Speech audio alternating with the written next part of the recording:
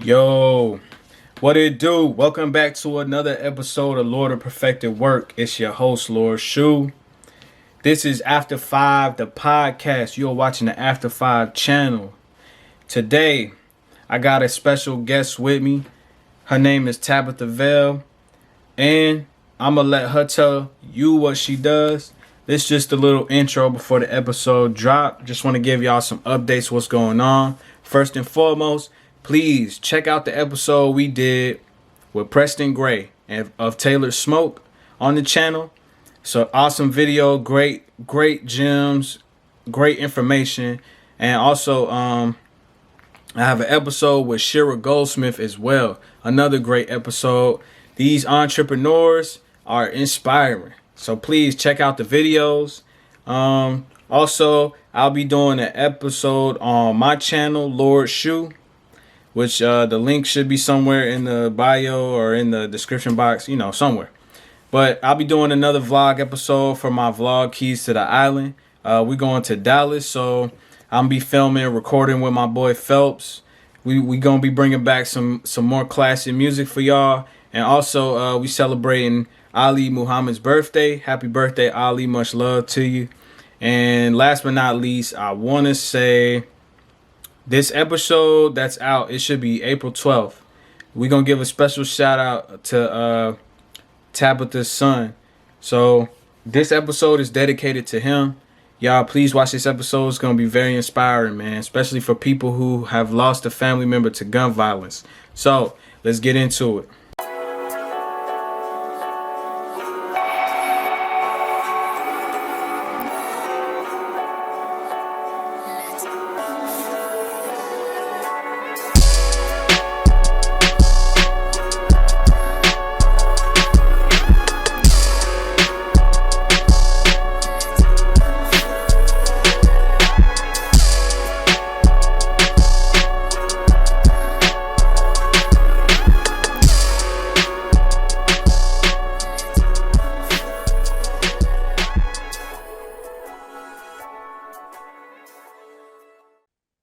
Yo, what it do? Welcome back to another episode of After Five the podcast. You're watching the segment Lord of Perfected Work with Lord Shu.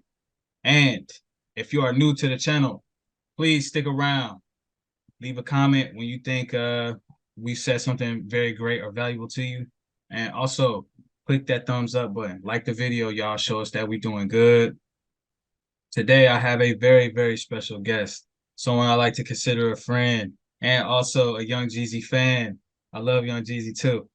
So we have none other than the great Tabatha Vail. And today she's going to talk to us about herself and her story, but also talk about her business. So I'm gonna stop talking and I'm gonna let her do her thing. So Tabitha, please introduce yourself and also just tell us about you, who you are, and why you're here today. All right. Well, thank you for having me on your podcast. I'm Tabatha Vail, and I actually own and operate two businesses. So my very first one is Heartbeat of the City. It is in honor of my oldest son, whom was shot and killed on April the 12th, 2019. It has been a journey, and it has been difficult at times because out of all the grieving stages, I still deal with anger. I'm still angry. I have surpassed bargaining, guilt, acceptance, depression, but the main thing is that I still deal with anger. And it's so interesting because April the 12th, I see it all day, every day. That's my husband's birthday. That's my youngest son's birthday. It's the day my oldest son transitioned, as well as my brother's birthday. So 412 is a significant number for me and my family, and we see it all the time. And whether it's time, it's a price, someone's talking to me saying, "Oh yeah, it's 4.5 inches." So I just see it. I see it all the time. So I'm going to go back to the day all of this happened. I was getting ready to head to Houston. Me and my youngest son, he was a competitive gymnast. And we, we were getting ready. And all day, I just, I wasn't feeling like myself all day. And so I was, I couldn't pinpoint like what it was or anything like that. I just knew like I didn't feel good. And so my husband dropped us off at the airport and um, we got on the plane. We landed in Houston about 6 o'clock p.m. And we got something to eat. And my oldest son texted me and was like, "Hey, do I have to go to school?" And I was like, "No." I said, "You don't have to go to school. It's fine." And so I talked to my mom, he's playing video games. And when I went to sleep, um, I would say about 1 o'clock in the morning, I jumped up out of my sleep because my phone rang. And I was like, why would my mom call me this late in the night? And so I called her back and she was like, Taylor has been shot. And I was like, huh? She was like, Taylor has been shot. And I was like, is he okay? And like I could just hear the commotion in the background from my dad and my brother. Right. And I was like, oh my goodness. And I'm in Houston. We flew in and I was like, oh my goodness, I can't get there. So that was, and I thought I was dreaming. So I ended up biting myself because I was like, am I dreaming? Right. And and I had to keep calm because I had my youngest son with me. So I was like, I can't, freak out, you know, because I need to try to be in a great place to get back home. So we were I went downstairs to let them know what had happened and, let them know that I needed to check out. And so I went back up to the room and I mean like my stomach, I was just constantly on the toilet. It was like that nervous Yeah. feeling. And I was constantly on the toilet. I was hot. I was, I felt like I was dehydrated, like I was about to faint. Yeah. Yeah. And and I was just, trying to call around to see if someone could go. And so I called my husband and his phone ended up going dead. And I called my in-laws and she said, we're getting ready to head up there now. And so me and my son, we were, packing up. I said, oh my goodness, let me call the airlines to let them know what's going on so we can, be able to leave. And so Right. the airlines kept saying, well, you're gonna have to pay. I was like, well, I've only been here 6 hours. I'm scheduled to stay here till Sunday. And I'm like, I have to get home to my family. And so, needless to say, they were like, no, like, oh, over the phone. And I was like, okay, I'll just deal with it when I get there. Yeah. And so, we ended up getting to the airport, and it was like I just started bawling. Like I'm like, oh my goodness, trying to tell them, Yeah. like what's going on. And so there was like, no worries, man. We'll put you on the first flight out. And I think we ended up leaving about 6 o'clock. Was our takeoff. And Mhm. so, and they was like, ma'am, you all can sit in first class and, so you can be the first one to board and the first one to get off so you can get to your family. And I mean, they were very accommodating, for us to, That's good. Yeah. yeah, yeah, till we got home. And it was like, no questions asked or, or anything, but it was like, I could barely like get my words out. Yeah. And there were like other people around that was like, is everything okay? And I'm like, and they were like, and there were a few people that had the same story, Right. like, they lost kids. And I was like, and it was weird, to be in Right. that place at that time for everyone to kind of, know how I was feeling at Mhm. that time. And so I would say we ended up landing back in Memphis about 1 o'clock in the evening. And so my husband picked us up and there was when I got to my parents' house, it was like it was real. Everyone was there, and I was like, ugh, people I haven't seen in like forever. Like Yeah. everyone's there, and it was like, oh my goodness, like this is real. So when I went up, of course, and I kind of stopped crying, because Mhm. I've always been spiritual, so it Mhm. was a little bit easier for me to cope, you know, during my journey, but it was more of me seeing other people cry, Yeah. like it makes Yeah. you cry when you see others cry, and Facts. so I was like, oh my goodness, so I'm trying to console them, and they're like, oh my goodness, Captain, we're so sorry. I'm like,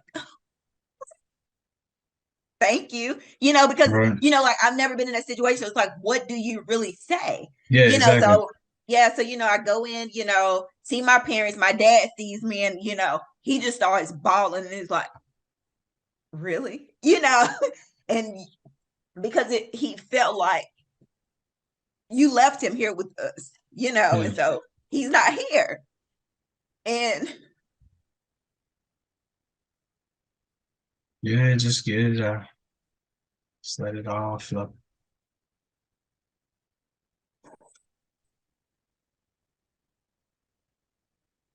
and it's hard.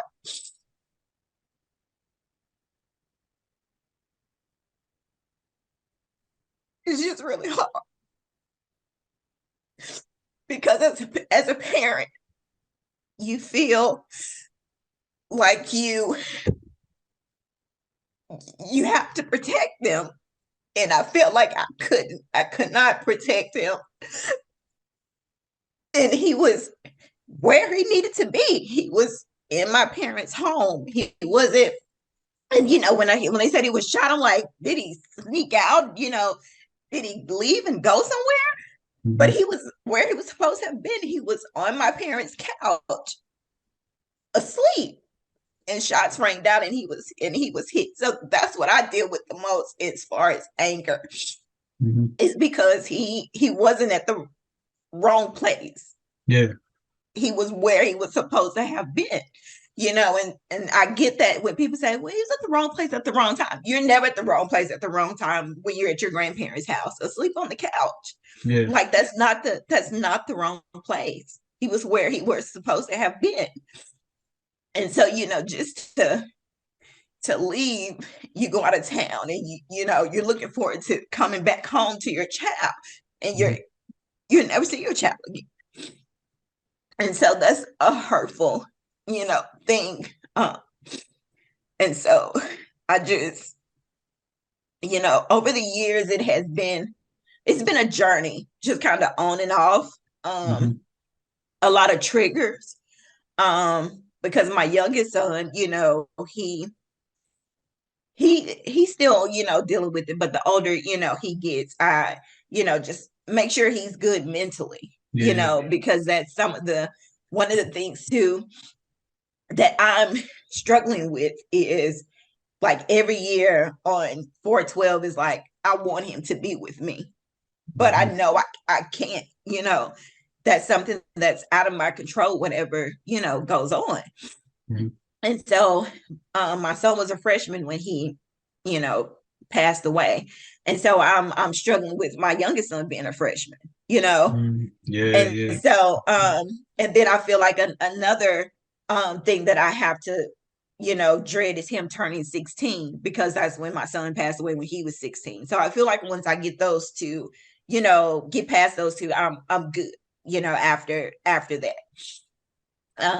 So um back to when I arrived back, just, trying to get everything together, like not knowing firsthand on like what to do, how to do it. I've never dealt with this, situation before. So all of the kids, like, and that was my first thought. I was like, the kids, Yeah. like how are they feeling, and they were distraught. Like they had to end up dismissing school because like the kids, like, they could not cope. Like they were, calling, and like they were, like, for the past 2 or 3 years, like they were like really, really close to me.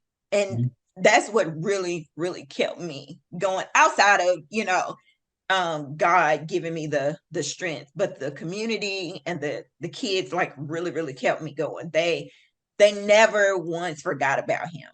Like they included him in every single thing that they did. So That's I was beautiful. very, yeah, yeah. So I was very grateful for that. But yeah, so it's like I said, and honestly, everything was like tunnel vision when it Mhm. happened. Like even still to this day, I was like, I think that happened. And it's like it come back to my memory, like this did happen. Mhm. Like how the setup was of his home going. My sisters and my friend, like they really, really stepped up and got it done for me because everybody's like, oh my goodness, it was so beautiful. But I can't really remember, and like I said, just as years go on, like I can, if every my tunnel opens Mhm. up a little bit more. And I think it's just God just was just giving me time to deal with what I was currently dealing with. And, Yeah.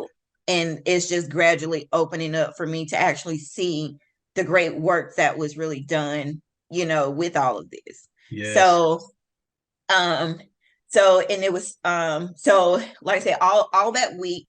So my son name is Taylor Vail, by the way. I don't know if I said his name, but I never say was. His name is Taylor Vail, and I have two sons. So I always make sure that that I say that because I birthed two children. So I never Mhm. say, oh, I just have a son. I Yeah. always say I have two children. And if they proceed to, ask questions, I'll just, let them know. And like Mhm. I say, it's no big deal, you know. So I'm totally fine with that. But so it's like that whole week was just, it was rough. It was long. It was dark. Um and like the reality of it is when you go to the funeral home to make arrangements, like that's when Yeah. it hits really, really hard. It hits really hard. Um, and I didn't realize it cost so much to just have a funeral, to be buried. Like you talking about like $20,000. That's a lot of money to Oh yeah. just go in the ground. It's that I had no clue that this stuff even existed, like to cost that much. But I was so grateful to have had a community, and there was an anonymous donor that actually paid for everything. Like and he was like, "You have a zero balance." Well, he gave me a balance, and I was like, he said, "Well, we'll work with you," and I was like, "Okay." And he said he came back and he was like, "You don't owe anything. Someone came by and paid it for you." So I mean, in the midst of it all, God was really working. Yeah. Um, That's a on blessing right on there. yeah, yeah, on the initial, he started working. He started working. And so when you pass away, you're no longer a name, you're a body.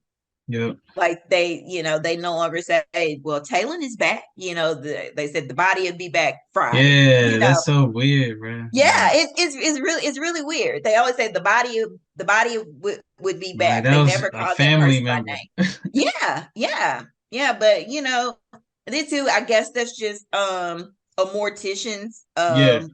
and corner terminology.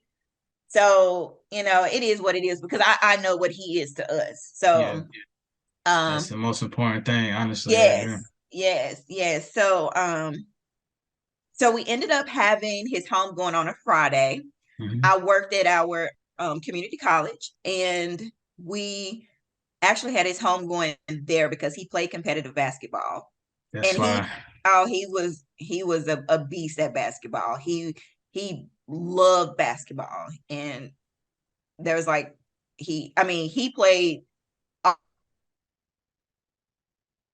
all over. He had Yeah. so many teammates, and he played up. So he would play like 2 years up. So and it was just amazing to just see the growth in him and Yeah. to see where he was headed, Mhm. with all of this. And he was under Alvin Hawkins, which is Devil Nation, and he was eventually getting ready to transition over to um Wings Elite out of Little Rock. Okay. So So he was on yeah, his way. He pretty much was yes, on his way up yes. out of there. Yeah. So he was Dang, on he that's was on his fire. way. Yeah. But then he ended up tearing his ACL. So Oh the my year goodness. yeah, but he had the best doctor ever. I almost pulled a John Q to get this done because I was Yo. like, we gotta have the best of the best with the hamburger money that I'm Yeah, making. for real. He got to have caviar top of the line That's tight. doctors. Yes, and so we were fortunate to work with Frederick Azar from Campbell's Clinic. Okay. Awesome. Oh my goodness, he was awesome. Like he got that knee back where it needed to be. And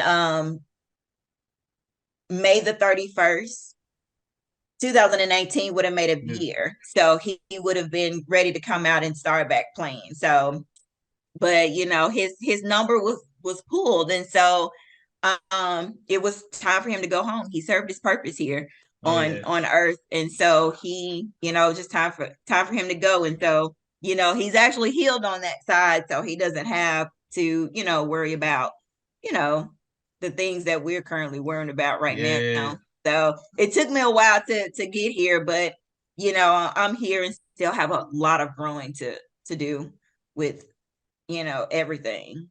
I still talk to a lot of parents that Mhm. have lost their kids to gun violence, and it's hard.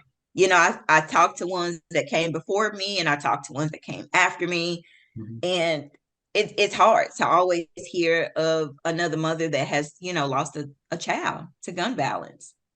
And when you hear the story, it's like really, like Yeah, for real. I feel the and same way. yeah, and every story is different, Mhm. and but everybody leaves the same. We have to have a funeral, we have to put them in the ground, and it's just it's sad that we have to constantly bury our children. But the way everyone think it should go is that your kids are supposed to bury you, but there's nowhere that says that. That's just what we hope for. Yeah. Because when we are born, our time is ticking. Yep. Death doesn't have an age. Nope. You're yeah. So there's a saying. I know my grandmother, she was really big on, you know, when a baby is born, you weep, but when someone dies, you rejoice.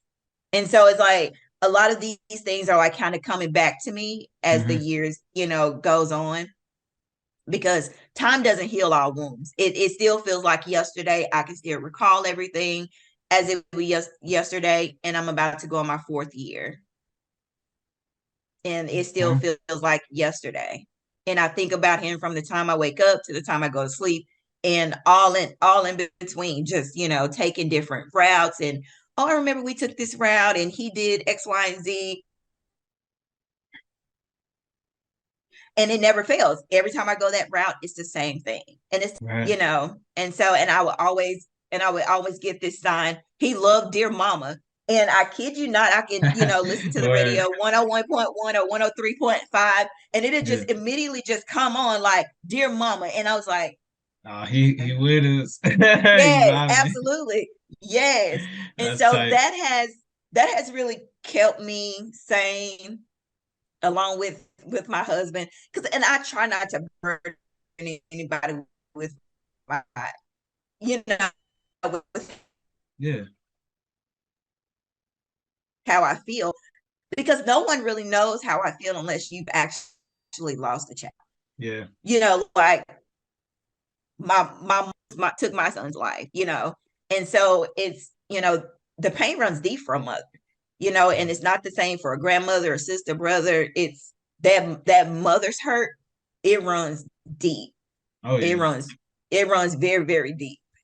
And so I fought so hard my first year to fight for justice till I ended up getting sick my second year in 2020. I stressed myself out so bad to where um I ended up having thyroid issues. And I was like, Lord, I went to nursing school. Where's the thyroid at? Really, bro. And it was, yeah. You still And gotta it have was so like much just one going of those on. things.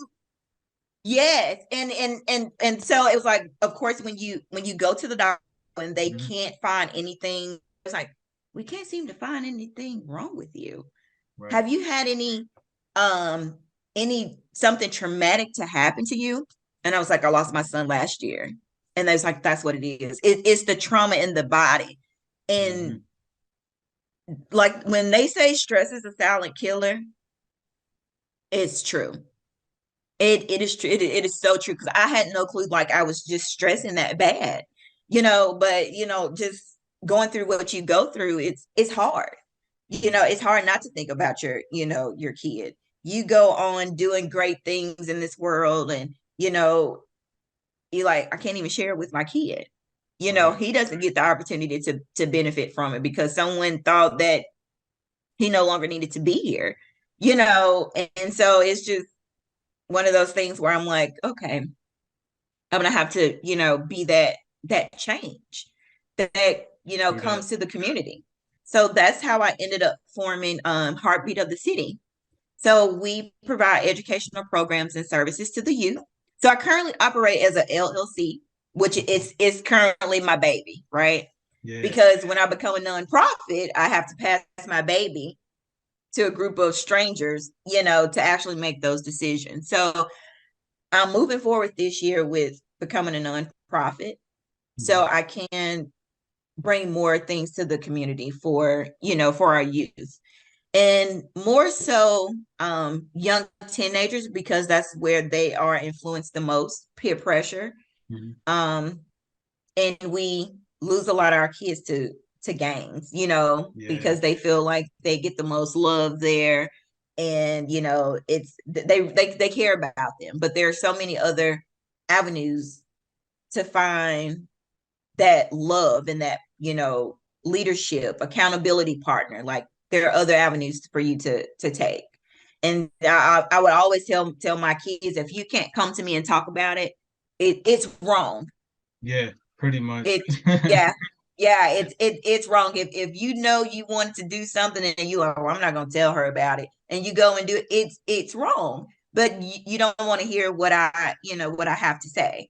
What have you been doing since everything after that? Like everything that you're doing after setting all of these events up? Is there stuff you do specifically with high school students or people in the community? So I am looking to do more in the community, but like I said, just being an LLC, it's kind of tight. Hmm.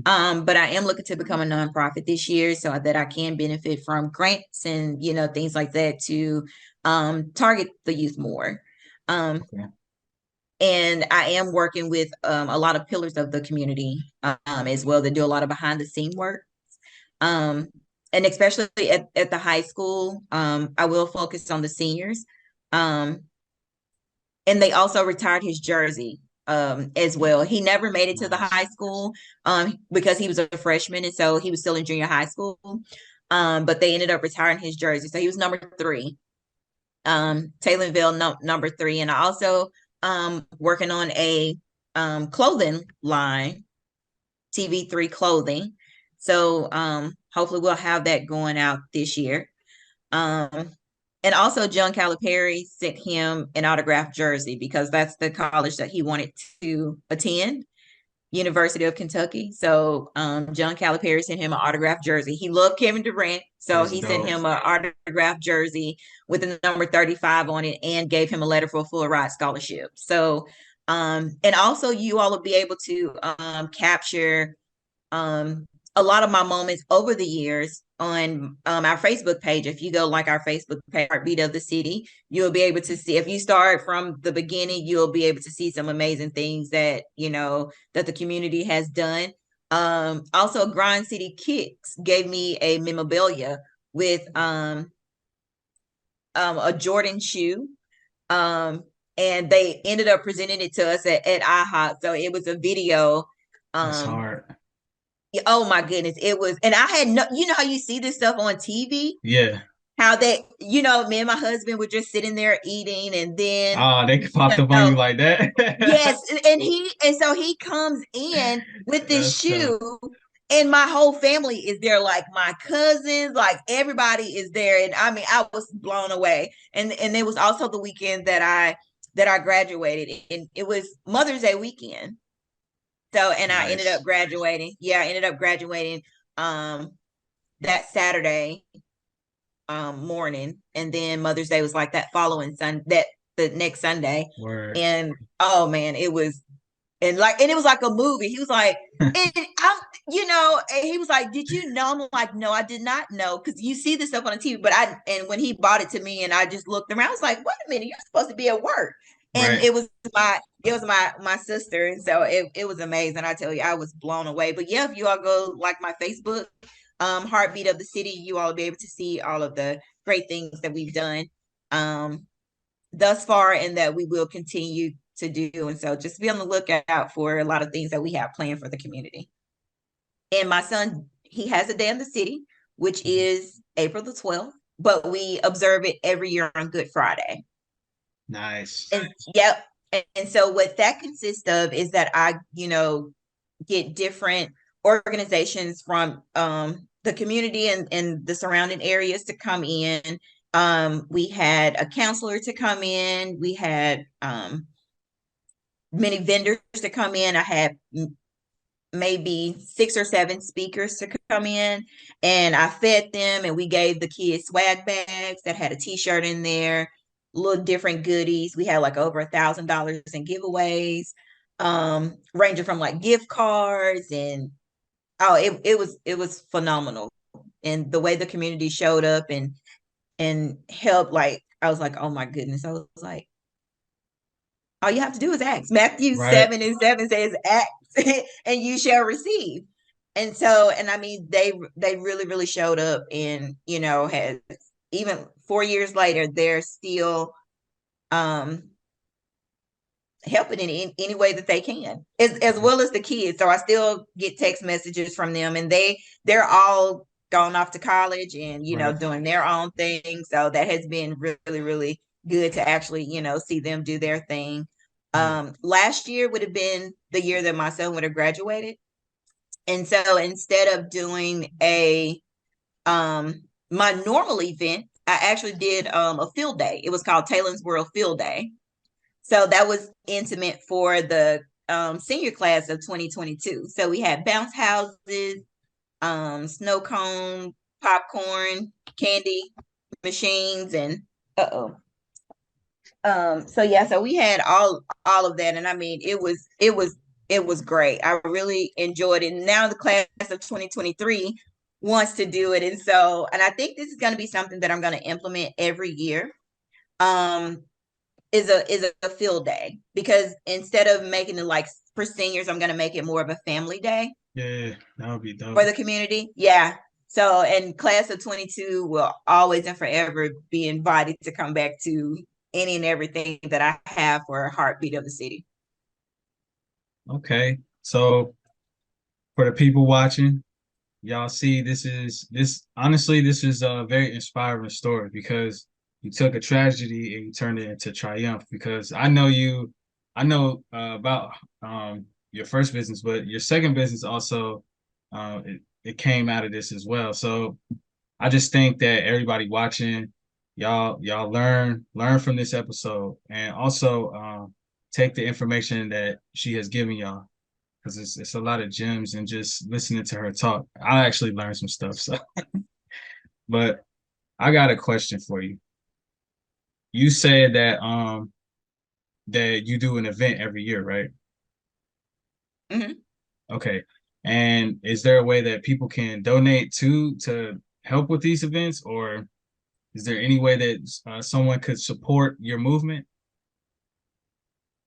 Yes. So currently, so like, of course I had a website or whatever. And so Mhm. with my first business, not my first business, but with my cleaning business, I kind of, my revenue kind of went down a little bit. So, because too, I put a lot out of my pocket Mhm. as well for the event. But so I'm looking to get my website and everything back up and going. And but if anyone, wants to donate, they can, email me.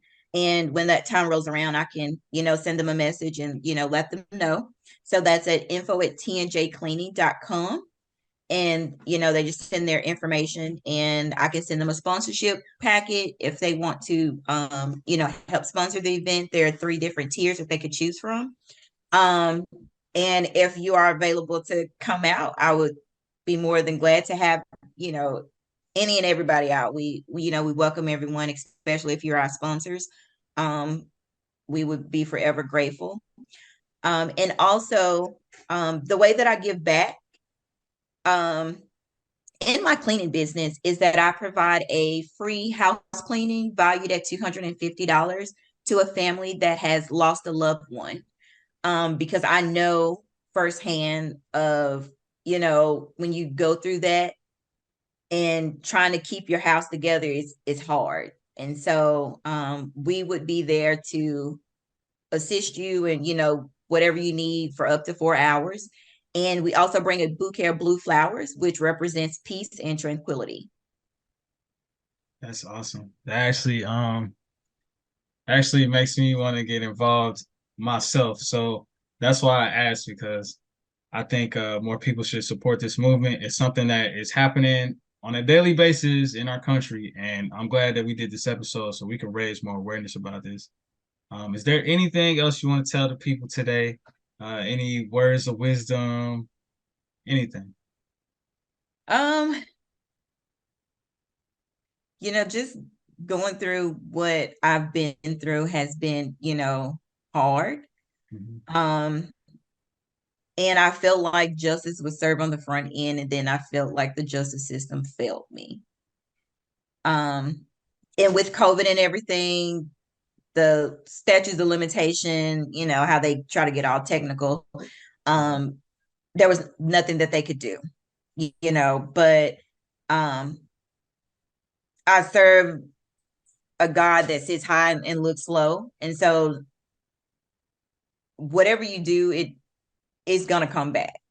It's, it may not be how you handed it out, but it will come back, and, justice will be served regardless if it's here on earth or on the other side. And honestly, I prefer the other side, because what man gives you is really a slap on the wrist. Because I didn't realize that they could be on Facebook in jail.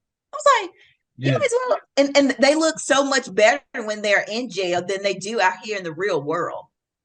yeah, that And is then true. we think about, and we because they don't have responsibilities. Think about it. They don't have bills. They don't have to go to work.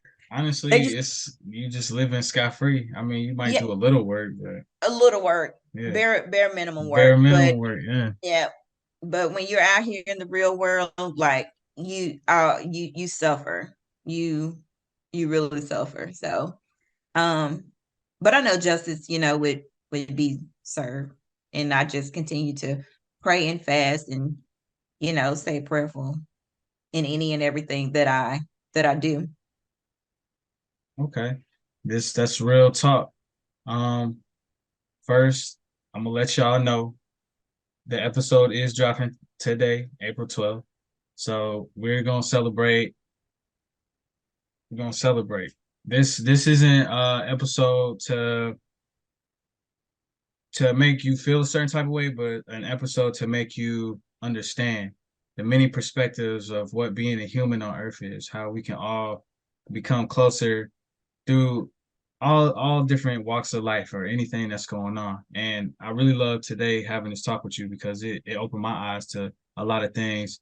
I deal with things just like anybody else, but my personal experiences shouldn't keep me from coming together with you when you have your experience. We should be able to build. So this was one of those, just one of my favorites, one of my favorite episodes.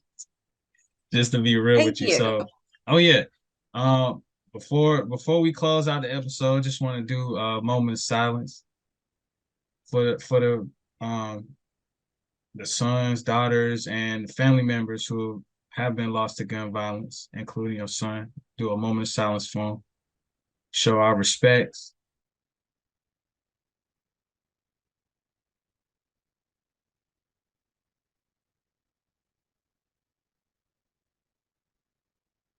Thanks, y'all. So that's it for today's episode. It's Lord Shu. I want to thank Tabatha Vail for coming on for the first part of her interview. She has a second part coming out. It'll be coming out probably a few days after or the following week. So please, if this episode helped you out, leave a comment and let us know any encouraging words you have for Tabatha, or if you want to reach out to her to get a sponsorship package, please do so. Also, if you think this video can help someone else get from tragedy to triumph in their own life, please send this video to them. Leave a thumbs up to show love. And also subscribe if you are new. If you're a new person to the channel, thank you for watching this episode today. It's Lord Shu. Holla.